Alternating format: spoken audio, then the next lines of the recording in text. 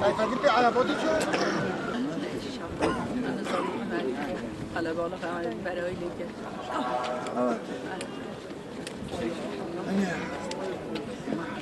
نه جنازه.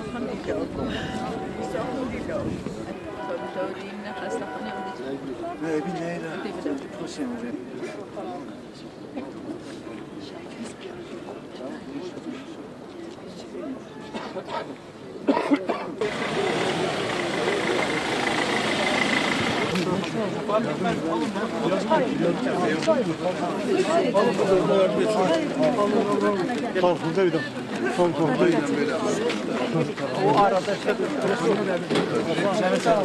Tamam bak şu tarafta. Tamam. Girmeyin. Biraz daha biraz. Bu nerede peki? Abi telefon. لا أبي بلا ولا كوينسة. زي راجي ما بيجي كنا. ترى حاسسنا بنا وبتجلا حاسبنا. بليونا. حاسسنا بي. حاسسنا بي. حاسسنا بي.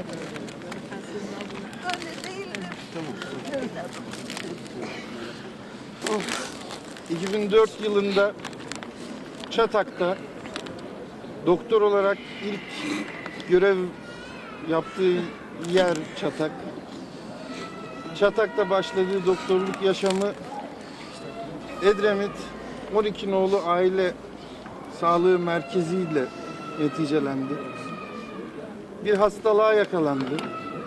Uzun yıllar o hastalığın pençesiyle mücadele etti. Allah onun babasına, annesine, buradaki değerli dostlarına, hanımına,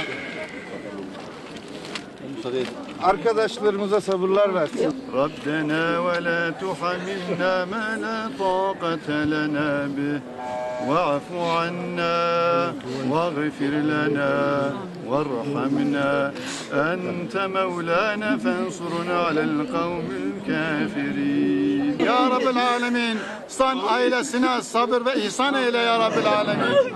İlâ ruhi seyyidina Muhammedin ve ümmetiye Fatiha. Fatiha yok.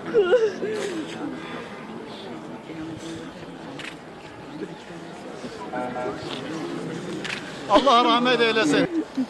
Bütün meslektaşlarının Antalya'dan başlayarak veya geçmişte çalıştığı her yerdeki meslektaşlarından bize gelen mesajlar, destekler, bizi yalnız bırakmayan tutumları bize teselli vermiştir. Ben burada bu hastanenin önünde bütün meslektaşlarına başsağlığı diliyorum.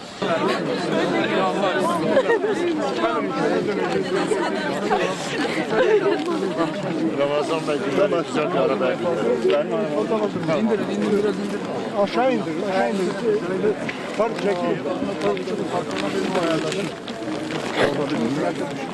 Ne lakin. İndir abi. Gel gel.